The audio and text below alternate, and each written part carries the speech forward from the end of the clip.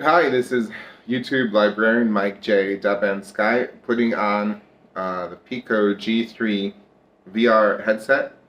I had this shipped to me from the Netherlands, and today I'm going to be doing story time with YouTube librarian, and I'm working with Amazon Prime Reading.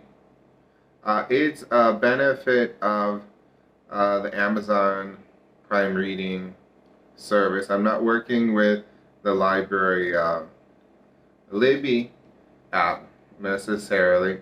And what I'm going to be doing is an example of oral literacy. Oral literacy is practiced when you're not reading quietly to yourself. What it does for me is it brings out the the initial joy that I had in reading. So when I practice this technique, which is commonly called singing, as a story time experience, I, as the YouTube librarian, feel the joy that I used to have when I was reading as a kid. So I get the same qualitative experience of reading that I had as a kid by practicing oral literacy or reading something not quietly to myself. I get the quality of the joy of reading again, comparable to when I was a kid. Story time is about telling a story. In this case, the story is Out of the Mirror, Darkness, a short story by Garth Nix. It's an Amazon original story,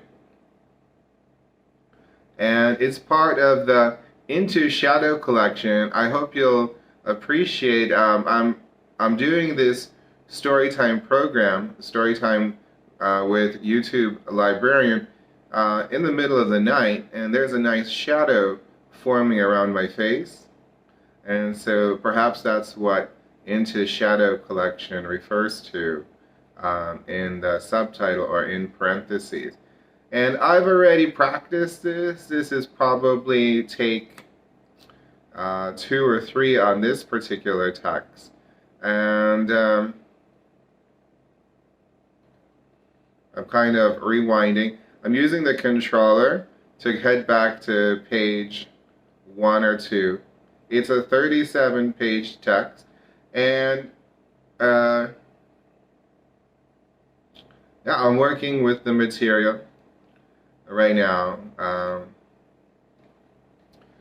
Welcome to Storytime with YouTube librarian Mike J. Dubansky, graduate of Dominican University's MLIS program. The first course I took was Introduction to Library and Information Science.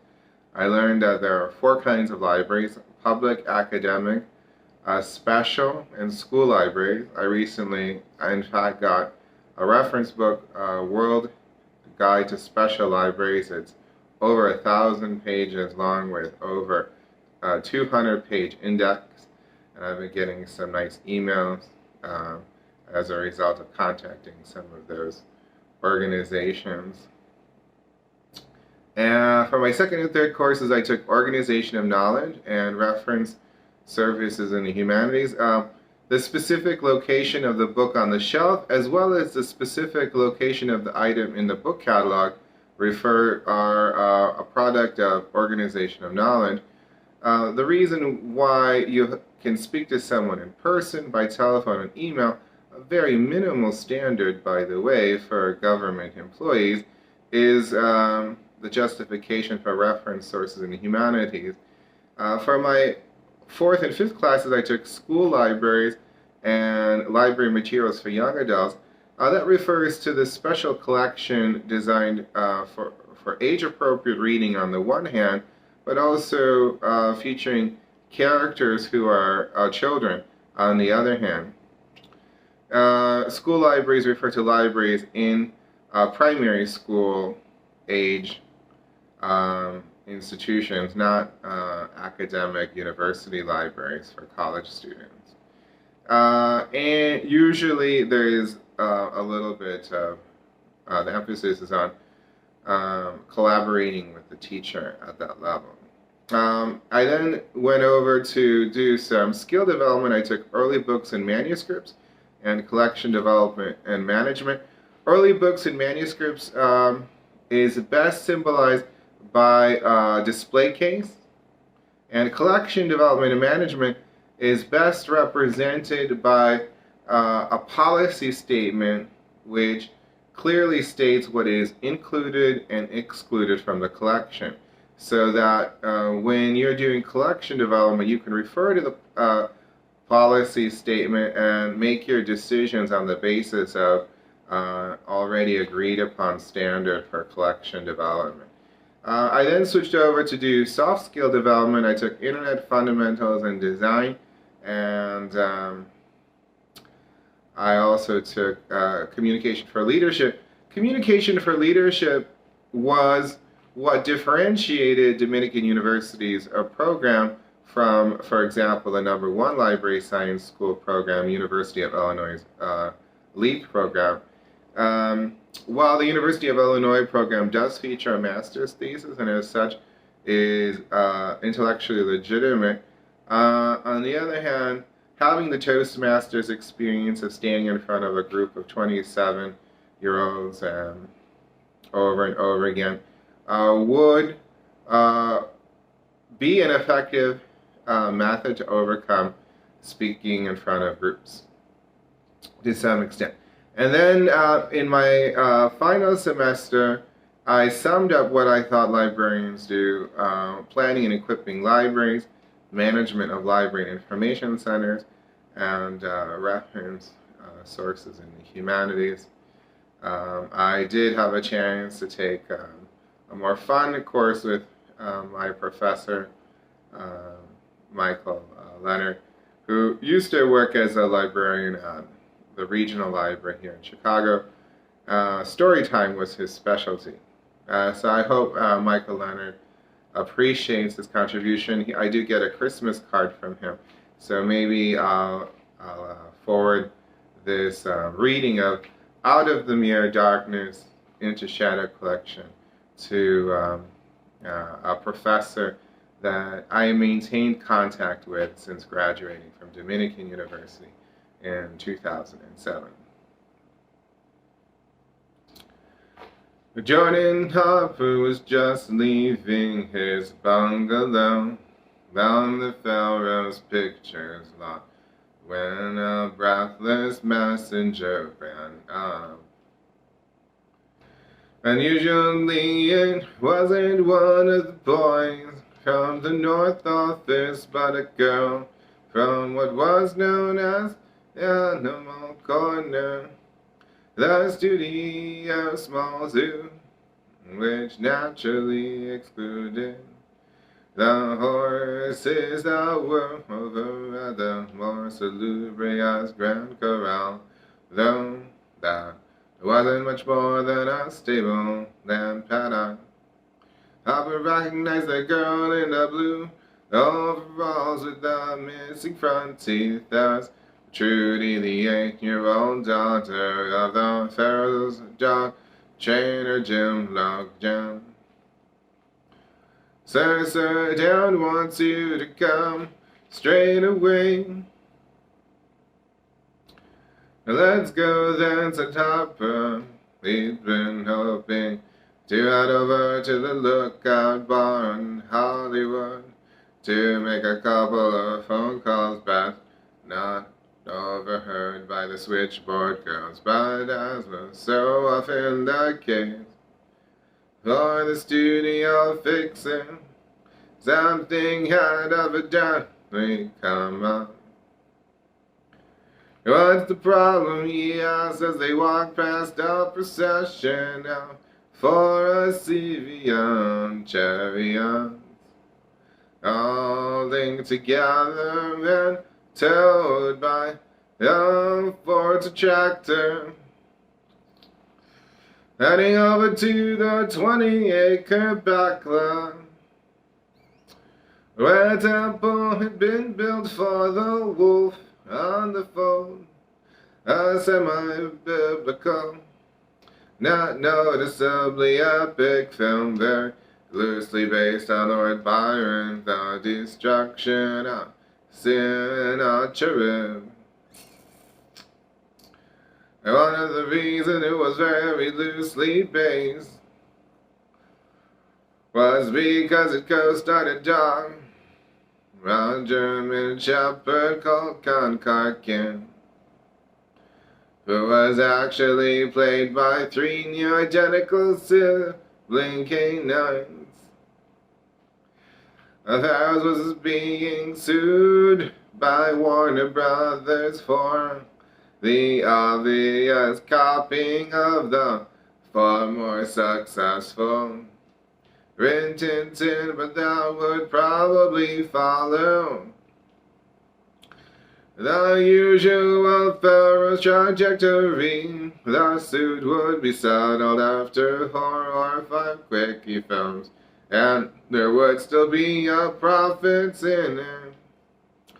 Southeastern, the head of the studio, was trying to move away from these imitative films and inevitable lawsuits, but he had inherited the series from the previous management. There was one more Concarkin picture in the works after The Wolf on the Fold, but it would be the last. It's Ellsworth, said Trudy. Who's Ellsworth? Asked Harper, momentarily puzzled. He thought he knew every Pharaoh's employee. That was part of his job. He kept files on them all. The oldest Concarkin, replied Judy. She looked astounded, he didn't know. The main one he does the most, and but it can. I mean Budworth and Conworth. We get them to do some special tricks they know, but he doesn't. Okay, said Harper. He turned down the lane between stages 6 and 7. Immediately noting the gaggle of gaffers and grips passing a bottle in brown paper bag outside the fire door, the stage 7. The bottle disappeared, and the gaggle dispersed back inside as they saw him.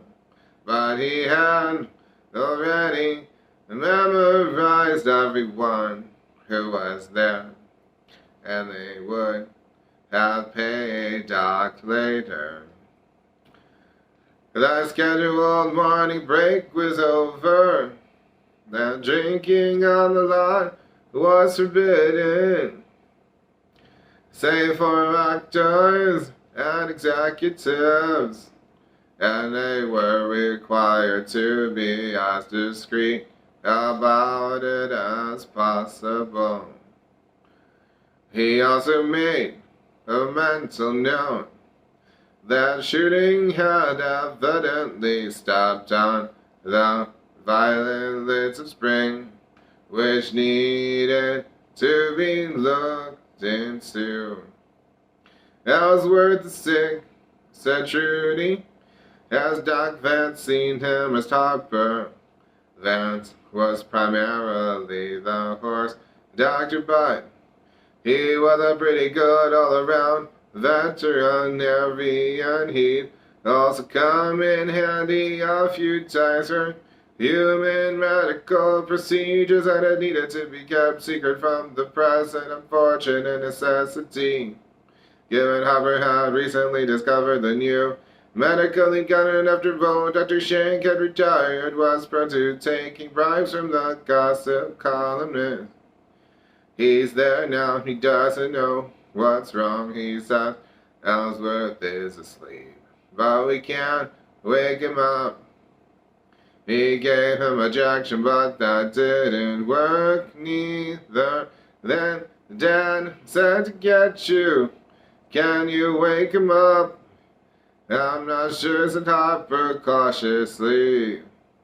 He felt a prickle of something strange, an intimation of dread, the hair lifting on the back of his neck.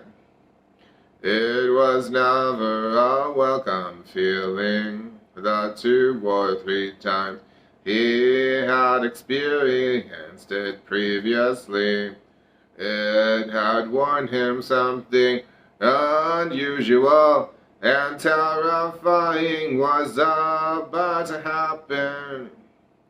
Why would Logan call him for a sleeping dog? I love Ellsworth, whispered Trudy. She wiped her eyes and grim as heart, but pretended he hadn't heard or seen anything. All the kids who worked in the studio were tough as nails, and it took a lot for one to show any kind of emotion that might be construed as weakness. He started walking faster, thinking about the implication. At least they had the other 2 dogs, so filming on the wolf on the fold would not be delayed. But he needed to send a wire to Saul, who was on his way back from New York via Chicago on the cheap. It'd be delivered at one of the train's 3 stops. More importantly, Saul's personal assistant, Mrs. Hope, would get the telegram and read it first. In many ways, she was a true fixer at the studio, knowing everything and everyone and fixing the more unusual problems, even those that were beyond the ken of mere mortals, though Harper had not known this until their encounter with the horrible multiplicity of feeding mouths in the service of the ancient sorcerer called itself Ozymandias. This had ended with Harper blowing a silver 5-franc piece into the sorcerer's hand, unfortunately losing the tips of his thumb and forefinger on his left hand in the process.